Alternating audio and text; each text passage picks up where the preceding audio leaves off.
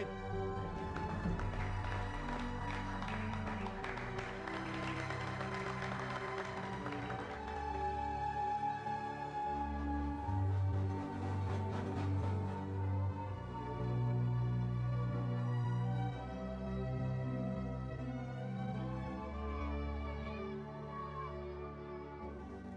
Terima kasih, Kak Lami.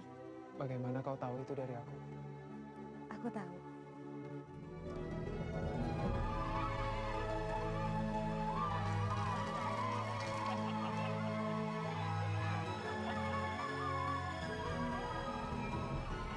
Mak tahu kamu mencintai Jainab. Apa itu salah, Mak? Sudah sangat bersyukur Mak bisa bekerja di tempat mereka. Dan kamu disekolahkan.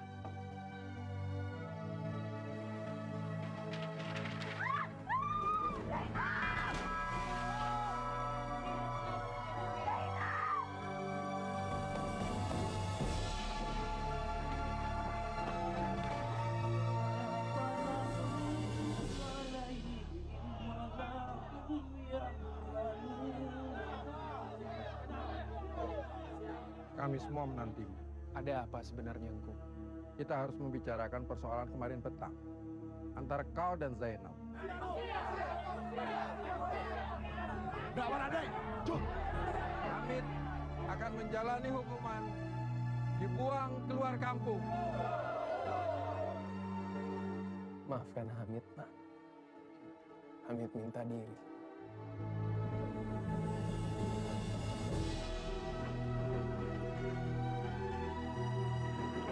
Cinta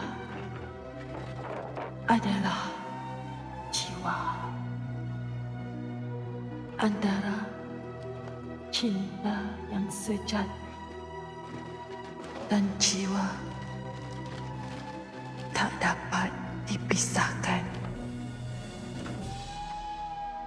Cinta pun merdeka sebagaimana jiwa.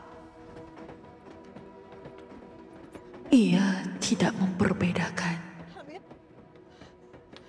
antara darajat dan bangsa, kaya dan miskin, mulia dan bapa.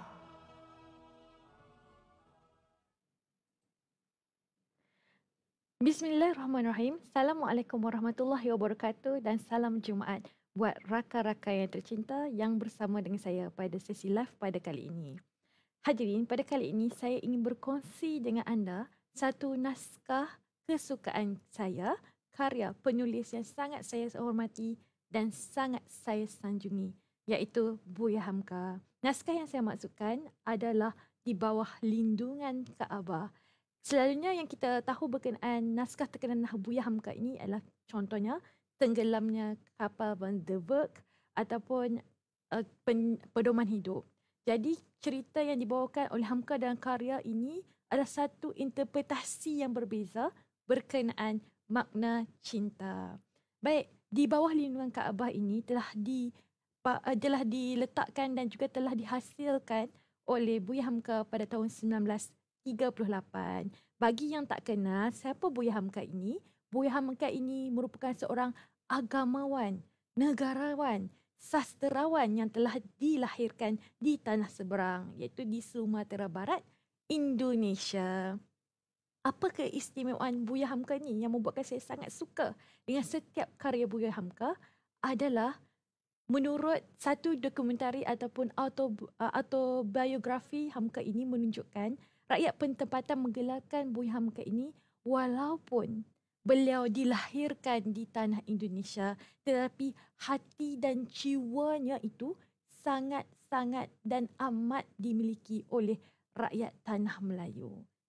Itu menunjukkan betapa besarnya impak penulisan karya Hamka ini terhadap perjuangan menggapai kemerdekaan di tanah Melayu pada ketika itu.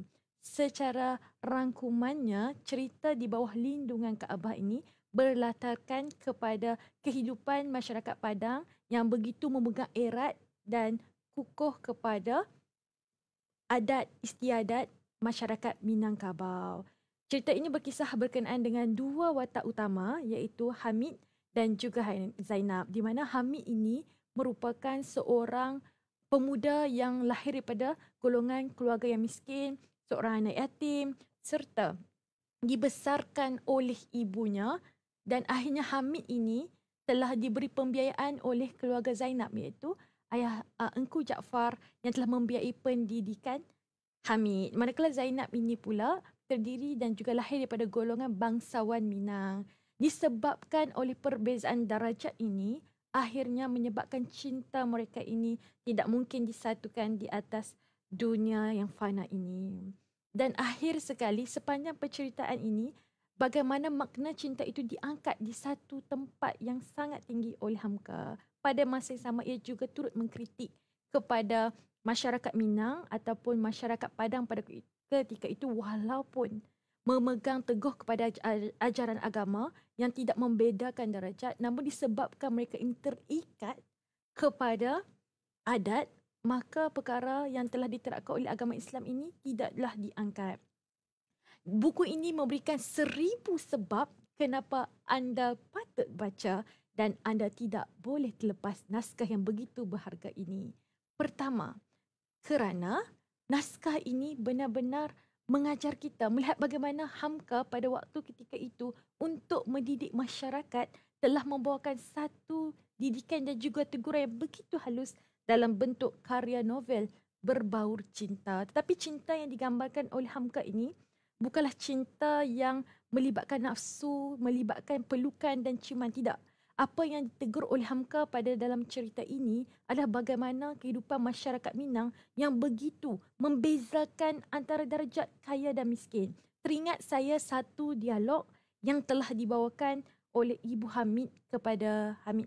Beliau tahu sebagai naluri seorang ibu bagaimana Hamid ini sangat menyukai Zainab. Padam-padamkanlah perasaan itu. Emas tidak setara dengan loyang.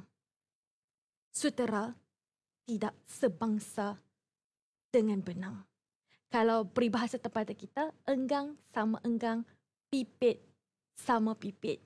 Kita melihat betapa halusnya tegur Hamka kepada masyarakat Padang khususnya yang begitu erat memegang adat. Biar mati anak, jangan mati adat. Itu kalau saya kalau saya membaca lagi satu kisah, Berantau ke Diri, karya Hamka juga mengangkat kritikan yang sama. Bagaimana ia menyelar serta mendidik masyarakat supaya kita ini janganlah terlalu taksub mengikut adat sehingga kita tidak lagi memegang kepada ajaran atau makna sebenar ajaran Islam. Sebab kedua, kenapa anda patut baca karya ini adalah kerana anda akan terbuka dari segi hati dan jiwa untuk melihat bagaimana perasaan cinta ini diletakkan di satu makam yang sangat tinggi. Anda akan melihat ataupun anda akan membaca sepanjang karya ini, tidak ada satu perkara pun yang melibatkan sentuhan, ciuman, pelukan dan sebagainya.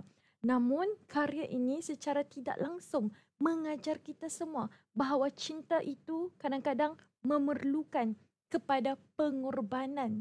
Tidak semata-mata cinta itu semestinya akan bersatu.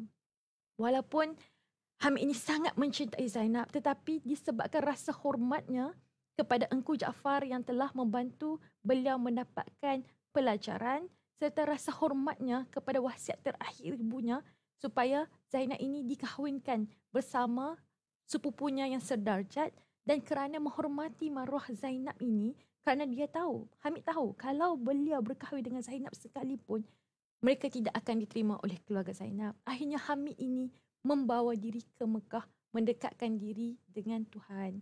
Walau bagaimanapun belum sempat mereka disatukan, akhirnya Hamid ini dijemput oleh pencipta, dan Zainab juga beberapa minggu selepas itu juga telah dijemput oleh pencipta. Betapa kita melihat cinta ini bukanlah diletakkan melalui nafsu semata-mata. Bagaimana Hamka mengupas makna cinta dari satu perspektif yang sangat-sangat indah yang kita tidak terfikir pun. Dan kadang-kadang saya berfikir, adakah kedua watak ini sebenarnya benar-benar daripada karakter yang hidup ataupun ini rekaan semata-mata? Hanya Buya Hamka saja ada jawapan. Dan sebab ketiga, kenapa anda perlu baca dan wajib menelaah karya ini. Kerana karya ini telah membangunkan satu karakter lelaki yang sangat kuat. Kita melihat bagaimana watak Hamid ini digambarkan mempunyai perilaku yang sangat terpuji, mempunyai zahiriah dan juga mempunyai semangat yang sangat jitu. Walaupun diuji dari kecil, ia telah kehilangan ayahnya. Kemudian beliau kehilangan Engku Jaafar yang menjadi tulang belakang kepada dirinya. Dan pada masa yang sama dia kehilangan cinta hatinya, iaitu ibunya yang tercinta. Dan akhir sekali Hamid ini kehilangan cinta hatinya, iaitu Zainab. Namun ini tidak mematahkan semangat Hamid untuk terus berjuang untuk mendalami ilmu agama. Akhirnya Hamid ini membawa diri ke Mekah. Dan apa yang kita faham daripada watak Hamid ini digambarkan, kuatnya seseorang lelaki itu bukanlah daripada kekuatan fizikal semata-mata, daripada kekuatan lahiriah dan juga batinnya yang dapat dan jiwanya yang dapat mengatasi segala kesukaran dan meletakkan segala-galanya kepada Allah Subhanahu Wa Taala. Rangkumannya, benarlah apa yang dikatakan oleh Hamka dalam karya ini, cinta adalah jiwa. Cinta dan jiwa ini tidak dapat dipisahkan. Dan apa yang saya nak sarankan kepada anda semua, jangan lupa untuk baca buku ini sekiranya anda ingin mendapatkan satu perspektif yang berbeza berkenaan takrifan cinta. Sekian dari saya. Semoga perkongsian kali ini dapat memberi anda dan membuka hati anda untuk membaca karya yang naskah yang sangat hebat ini. Sekian, salam Jumaat dan Assalamualaikum. Jangan lupa baca.